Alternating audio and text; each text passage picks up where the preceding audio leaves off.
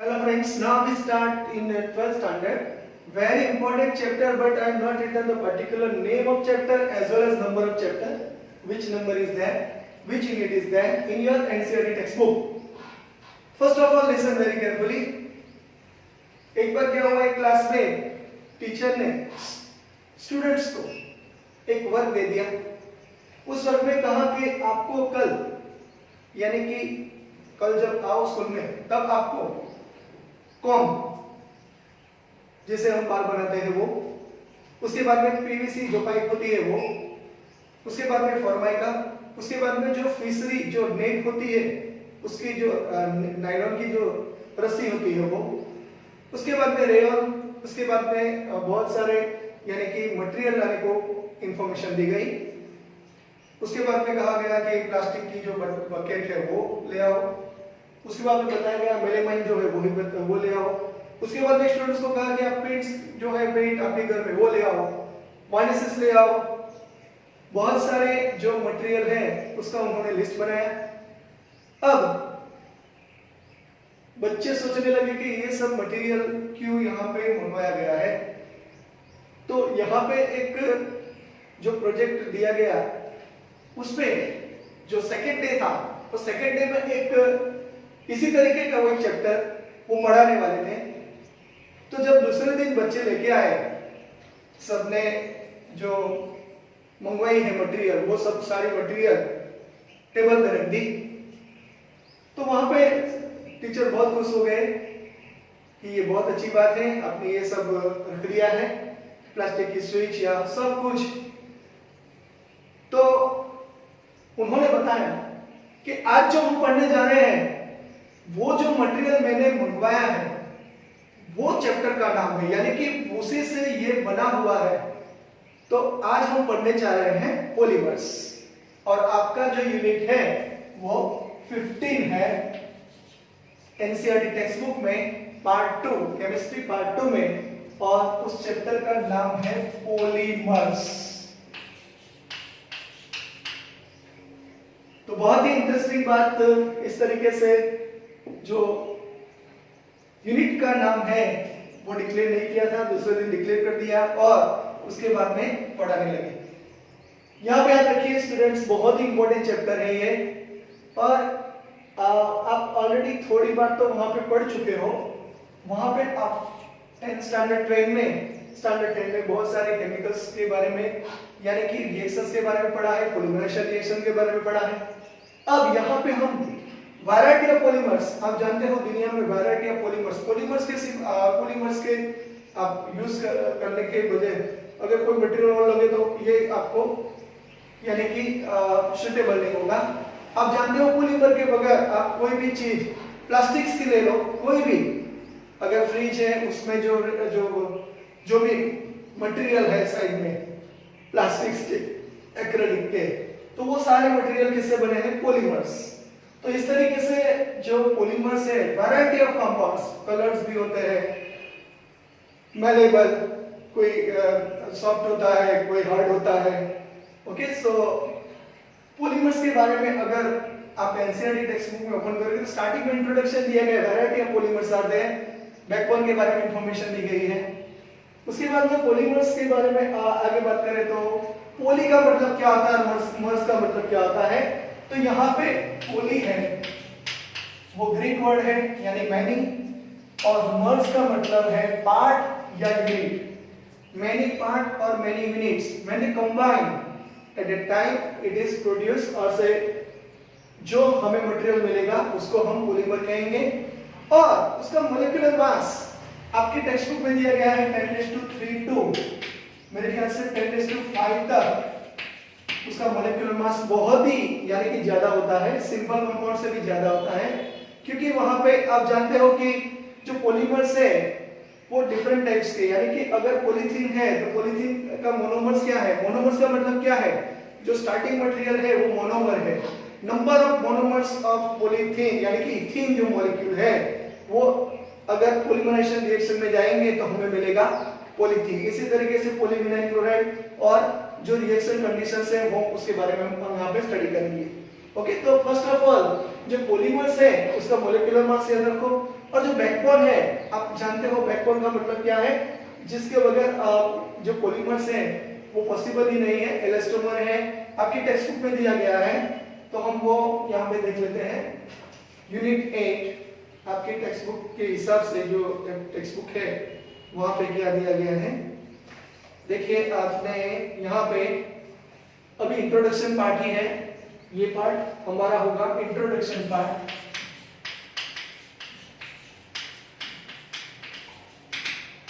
और introduction part में हमने पॉलीमर्स की डेफिनेशन यहाँ पे लगा दी है। देख लीजिए पॉलीमर्स क्या है, variety of applications of polymers, the use of polymers in the manufacture of plastic buckets, वो बात बता दी। उसके बाद कप्स, सोर्सर्स, चिल्ड्रंस टॉयज, आप जानते हो, packaging materials, okay, synthetic clothing materials and automobile tyres, gears, okay वो बाकी रह गया, एंड सील्स, इलेक्ट्रिकल इंसुलेटिंग, उसकी भी बात कर ली है। Machine parts has completely revolutionized the daily life as well as the industrial scenarios. Indeed, the polymers are the backbone of, किसका backbone है वो याद रखना बहुत जरूरी है, 4 major industries which are there. First is plastics, second is देखिए elastomer, second is elastomers, याद रखिएगा ये बैकबोन है। उसके बाद में दिया गया है फाइबर्स, और उसके बाद में दिया गया है paints and varnishes, paints and varnishes, okay. Paint तो आप जानते हो, वार्निशेस का मतलब टर्पेंटाइन और जो डिफरेंट टाइप्स है वो पेंट्स के लिए जो यूज होता है वो है varnishes. So this is the backbone of, यहां पे लिखा है backbone of polymers, okay, 4 industries, backbone of 4 major industries.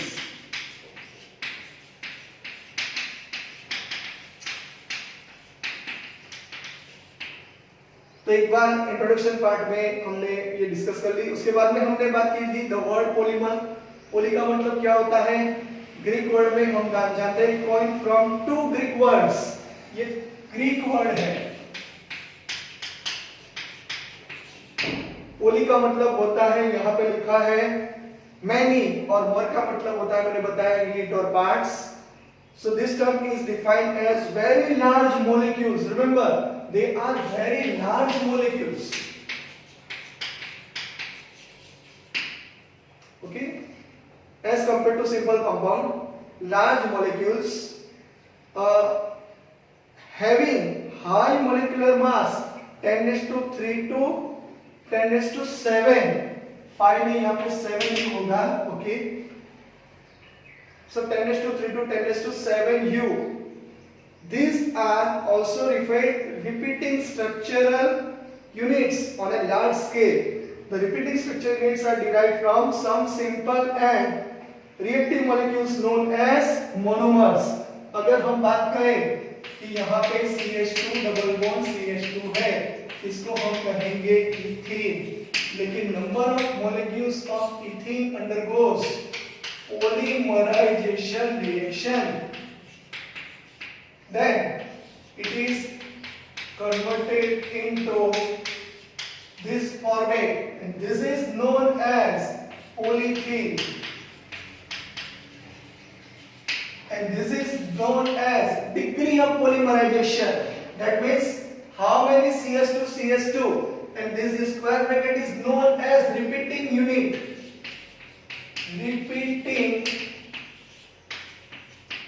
unit। इसके बारे में बाद में भी डिस्कशन करेंगे, लेकिन आपको यहां तक याद रखना है, ओके। तो this reaction, the process of formation of polymers from respective monomers, this is known as monomers, okay, the process is there, it's carried out in terms of polymerization reaction, and in terms of reactions it gives many monomers are here take part, and that's why whatever the product is obtained, it is nothing but polythene, and that is known as polymerization।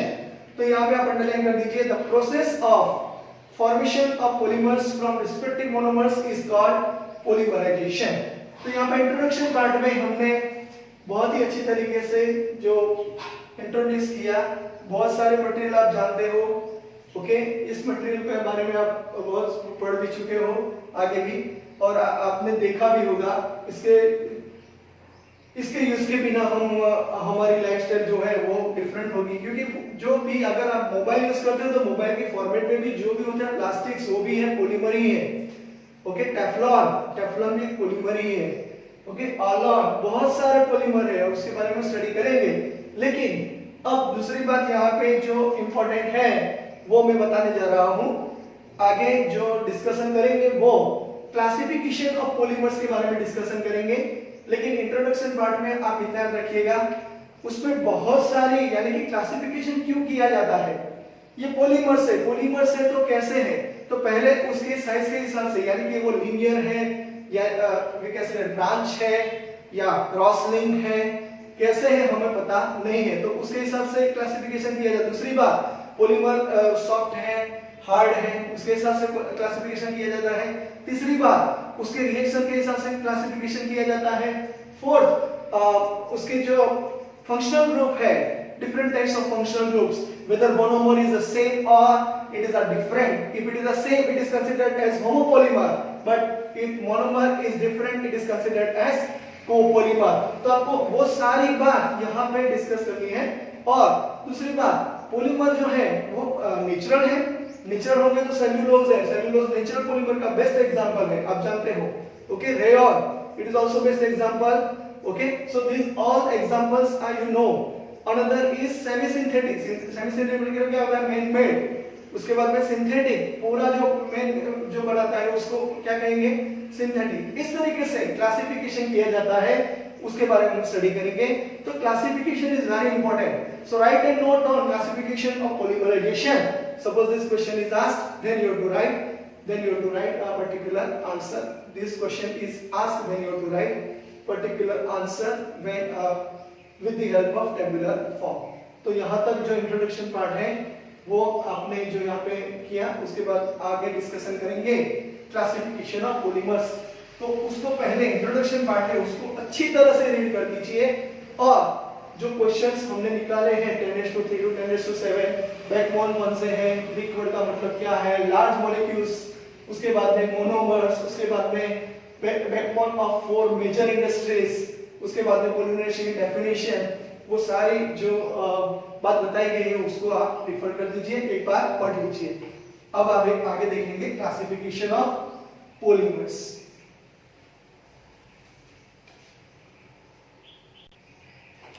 Okay, now classification of polymers. यहाँ पे दिया गया है कि this several ways of classification polymers based on some special consideration. One of the common classification of polymers is based on source from which polymers is derived. Under this type of classification, अगर source के बारे में अगर पता है तो उसके बाद में हम यहाँ पे T पार्ट लगा देंगे। कौन से हैं अब उसकी हम डिस्कशन करेंगे। जो आपके एनसीईआरटी टेक्स्ट बुक है वही से हम ले रहे हैं। नेचुरल पॉलीमर,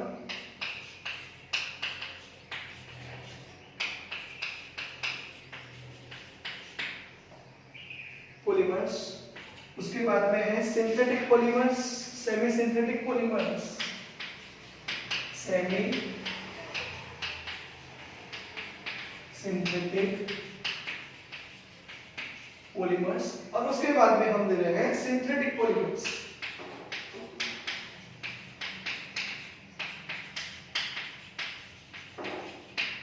अब देखिए natural polymer, obviously name itself indicate, जो पॉलीमर है found in which one, plants and animals.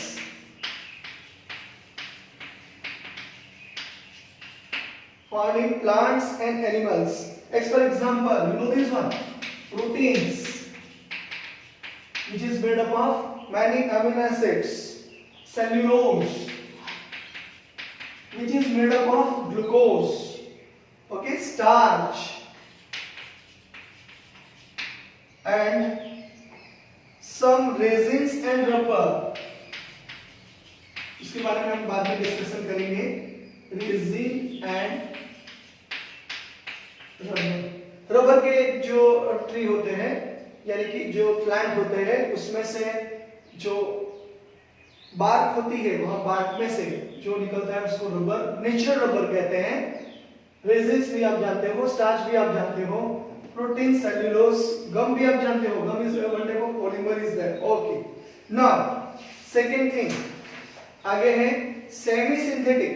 Cellulose derive as यानी कि सेल्यूलोज जो है अगर सेल्यूलोज नाइट्रेट के फॉर्म में डिराइव कर दिया या एसीटेट के फॉर्म में नाइट्रेट के फॉर्म में डिराइव कर दिया, सेल्यूलोज एसीटेट उसको रेनोन कहेंगे,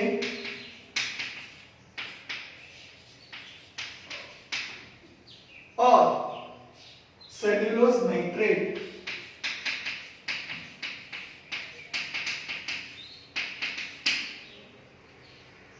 are the usual example of this subcategory that is called semi-synthetic. Cellulose में से अगर सेल्यूलोज है उसमें से अगर सेल्यूलोज एसीटेट उसको रेनोन कहेंगे और सेल्यूलोज नाइट्रेट दोनों में मिल सकते हैं एंड यहाँ पे लिख सकते हैं सेल्यूलोज नाइट्रेट। ये cellulose nitrate not but cellulose nitrate. Remember the name and it is considered as semi-synthetic because cellulose is a natural polymer but it is extracted, it is converted in terms of cellulose acetate or cellulose nitrate and that's why it is considered as semi-synthetic polymers. Now next one is synthetic polymers. The variety of synthetic polymers as you learned already, polythene. Okay, next one is example is best one, plastic. Polythene, it is considered as plastic bags, you know this one. Synthetic fibers, nylon 66, which is made up of two monomers. Nylon 66 is made up of two monomers, that is number of molecules of adipic acid and number of molecules of hexamethylene diamine, and that's why it is called nylon 66. Another synthetic rubbers, that is Buna S. Buna S, S stands for styrene. That means buta-1,3-diene is a one monomer and another one monomer is a styrene, and this is nothing but copolymer. Remember, when monomer is different, it is considered as copolymer. But suppose monomer is same, it is considered as homopolymer. ये आपको याद रखना है। उसके बाद में are example of man-made polymers extensively used in daily life as well as in industries. तो आपको यहाँ तक बुना एस है, बुना एन भी होगा शायद, यस बुना एन भी एग्जांपल है। बहुत सारे एग्जांपल्स आएंगे यहाँ पे, उसके बारे में बाद में स्टडी करेंगे, लेकिन ये भी इंपॉर्टेंट पार्ट है। एक्रिलोनाइट्राइल और buta-1,3-diene, CS2-CHCN, N stands for this, and Buna is nothing but you have to remember one main compound, buta-1,3-diene. Suppose you don't know the formula, then what is meaning of buta? How many carbon is there? 4 carbon. Carbon number 1 and carbon number 3 possesses double bond. Another possesses single bond. If you complete the valency at that time, here 2 hydrogen is required, here 1 hydrogen. Same way here 1 hydrogen and here 2 hydrogen. This is known as buta-1,3-diene. And another acrylonitrile, CS2-CH, C triple bond N. Remember this, and it is undergoes polymerization reaction and it's produced PAN, polyacrylonitrile.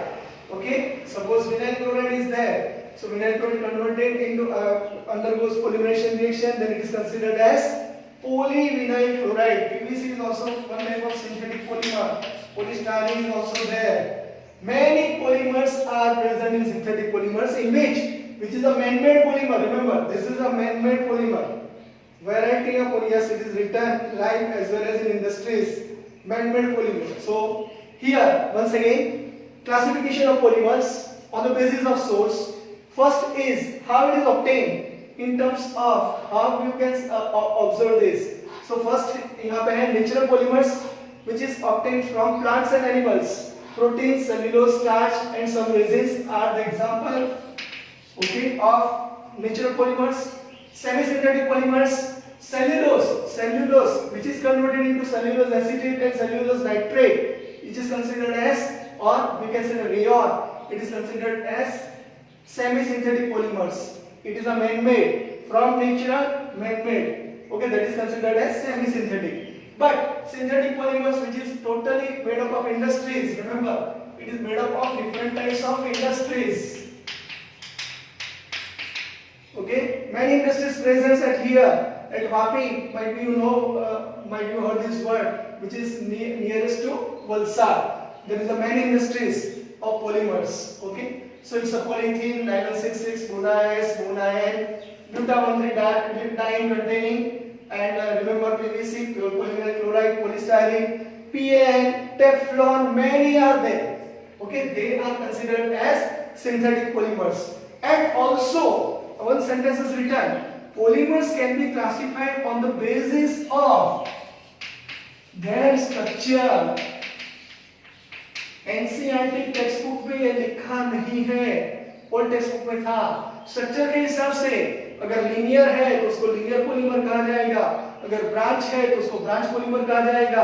अगर दोनों जो branch है वो cross हो रही है, यानी कि दोनों ब्रांच इस तरीके से, इसको हम ब्रांच कहेंगे, लेकिन अगर ये ज्वाइन हो रही है तो उसको क्रॉस लिंक पॉलीमर कहेंगे।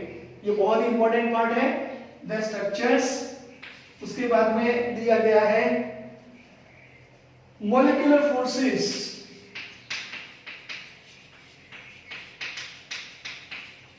और उसके बाद में दिया गया है, आगे है मोड्स ऑफ पॉलीमराइजेशन और मोड्स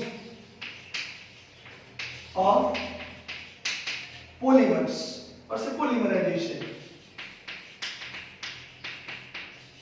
तो इस तरीके से क्लासिफिकेशन हमारी टेक्स्ट बुक में बहुत ही कम दी गई है, तो आपको इतना ही रखना है। मेरे ख्याल से classification of polymers according to source, ये क्वेश्चन बहुत ही इंपॉर्टेंट है। उसके एग्जांपल्स याद रखो तो आपके एमसीक्यू क्वेश्चन निकल जाएंगे। और द स्ट्रक्चर्स, मॉलिक्यूलर फोर्सेस और मोड, उसके बारे में हम बाद में डिस्कशन करेंगे, लेकिन यहाँ पे जो दिया गया है वो इतना ही है। सो आपको याद रखना है classification of polymers according to the source, natural polymers, semi-synthetic polymers, and another is synthetic polymers. Natural polymers is plants and animals in which protein, cellulose, starch and some resins and rubber is an example of this natural polymer, which is made up of nature. It is produced according to nature.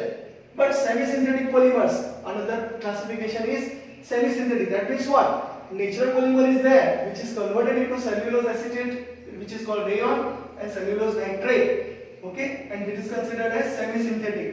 Okay, another synthetic polymers, which is all the basis of industries: polythene, nylon 66, polyvinyl chloride, Buna-S, Buna-N, Bakelite, melamine, many are there. Okay, Teflon, बहुत सारे example है। PAN, okay, polyacrylonitrile example है, बहुत सारे। nylon 66, nylon 6, ये सारे जो है वो एग्जांपल यहाँ पे आएंगे सिंथेटिक पॉलीमर्स के। तो ये हो गया हमारा क्लासिफिकेशन ऑफ पॉलीमर्स। अब आगे दूसरे लेक्चर में हम देखेंगे टाइप्स ऑफ पॉलीमराइजेशन रिएक्शन, और उसके बारे में हम स्टडी करेंगे। यहाँ तक आप स्क्रीनशॉट निकाल लीजिए, और जो आपके टेक्स्ट बुक में दिया गया है वो नोट्स को आप जो दी गई है वो सेंटेंस को आप पढ़ लीजिए और अच्छी तरह याद रखिए। Thank you.